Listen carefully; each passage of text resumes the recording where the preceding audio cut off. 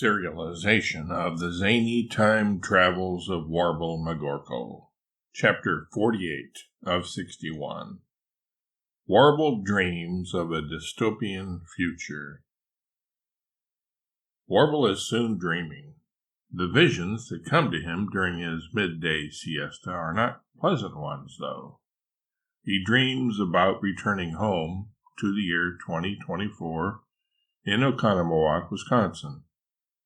He expects life, after the re-engineering he has done and will yet do, to be a paradise for enterprising entrepreneurs and other greedy guts capitalists, as people who just don't get it refer to Warble and his ilk. For some reason, though, in Warble's dream, it doesn't work out that way.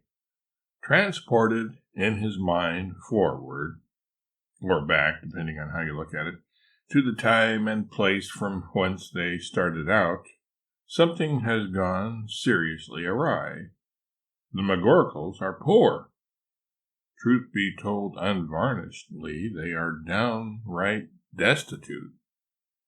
Warble and Mary are living in a hovel not much more elaborate or fancy than a ramshackle shack comprised of corrugated iron and cardboard stapled together, with wallpaper consisting of pictures torn out of magazines they had gotten from the local library at its going out of business giveaway before it was shuttered. As members of the lowest economic and social class, the poorest of the poor, Warble and Mary are owned by poor farmers who rent, lease, and sell low-income folks to the highest bidder. Mary is taken away from her home by her owner and sold to the government to take part in an experiment in human ethics being carried out in Get-Out-of-My-Way Bay. There she is placed in a giant 3.14 miles square terrarium and subjected to a battery of tests. Soundtrack note, Blister on the Moon by Taste. With the subjects first deprived of food, then not allowed to have any water, then exposed to extreme heat, then to bitter cold, etc., the scientists overseeing the experiment take meticulous notes to see what these unfortunates will do in order to obtain relief. After starving them or subjecting them to these other extreme hardships, they make available to them food, water, blankets to bundle up against the cold, or whatever it is the person desires. But the subject is not really supposed to have them. The only way they can get these things is to steal them. How long will they hold out? When will they break? At what point do they go against their conscience and do something they consider to be wrong or immoral?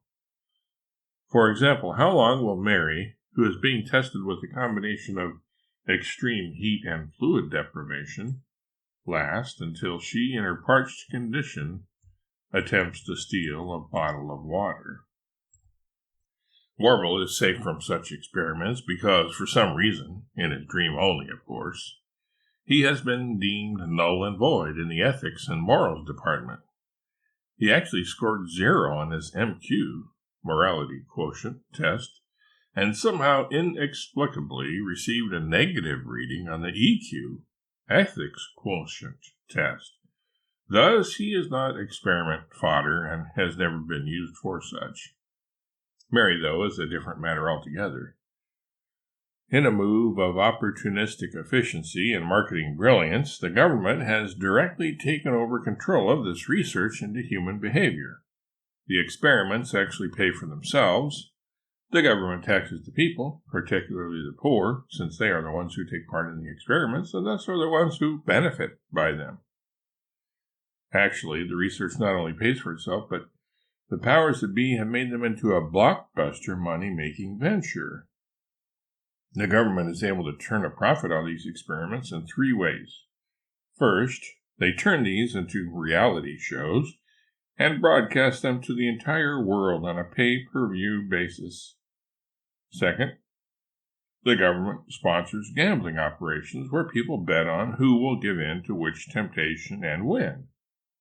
Finally, sportsmen who have grown bored with hunting down mere beasts, most of which have gone extinct anyway, pay big bucks, to use the cute colloquial expression, to euthanize, to use the convenient euphemism, the subjects once they are about to give in to their temptation and attempt to steal something.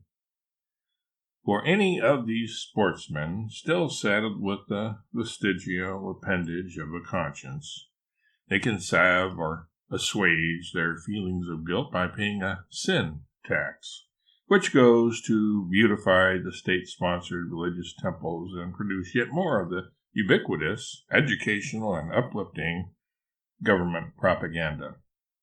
Yet, yes, unbeknownst to the participants, only those too poor to pay for the pay-per-view shows are selected as subjects, and so they don't know what fate awaits them. They are executed once they give in to temptation. In fact, just before they do so, in the spirit of preemptive strikes, pioneered by Warble, they are killed to save the cost of the bread they would otherwise eat, water they would have drank, blankets they would have sullied or soiled, etc.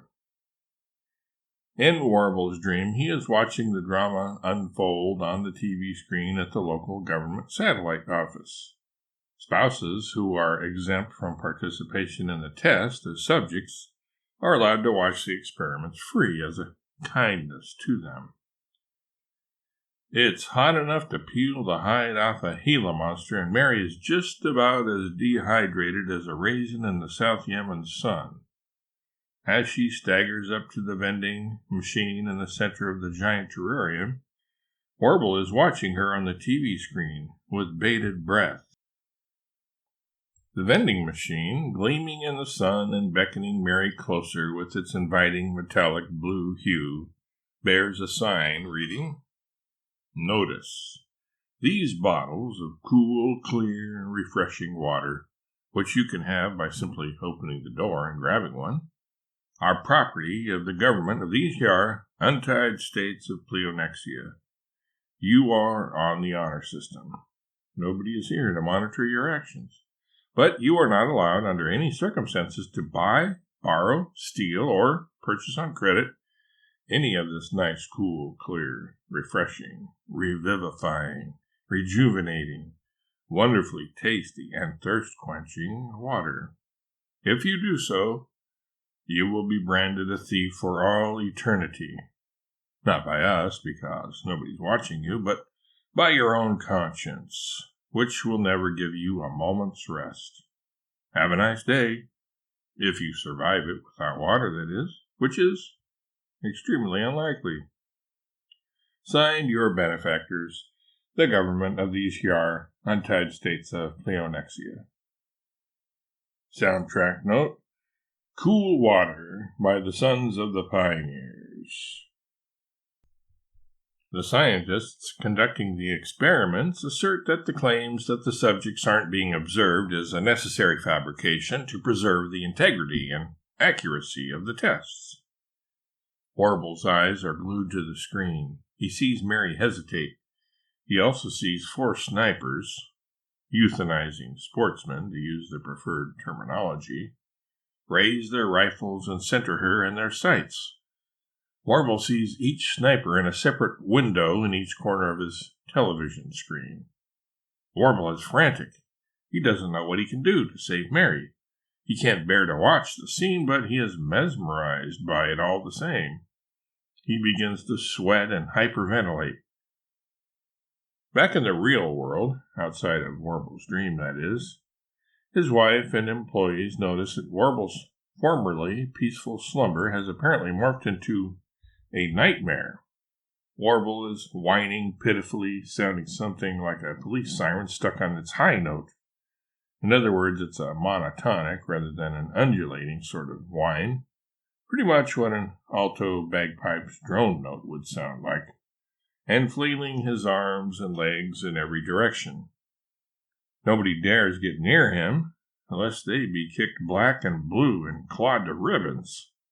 It's been a while since their sandal-bedecked boss has clipped his finger and toenails. Meanwhile, Jacques and Mary Ann go up the hill to fetch a pail of water.